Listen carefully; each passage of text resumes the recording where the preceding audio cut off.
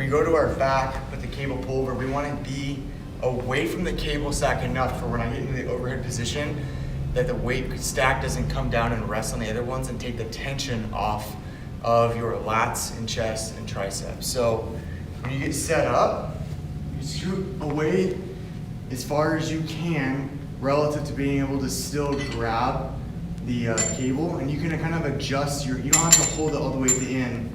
You can adjust your hand positioning. Just find the most comfortable position for your shoulder.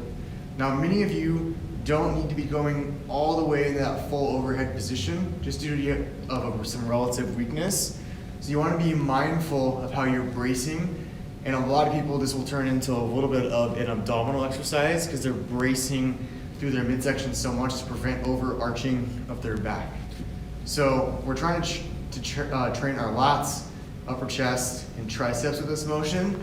So a little bit of an arch in your low back is fine. We just don't want it to be overly arched, and then we don't want it to be so flat or even moved into flexion to where it reverses the rounding or the curvature of the low back. So again, a good rule of thumb is when you get set up, if you're looking straight at the ceiling, as you come overhead, your hands will kind of get toward the top of your visual field. That's where you're gonna stop. And then when you pull over with a dumbbell, you'll have to stop directly with your hands above your shoulders or you lose tension. But the beauty of the weight stack or the cable is you can pull down a little bit further toward your hips before reversing back in that overhead position.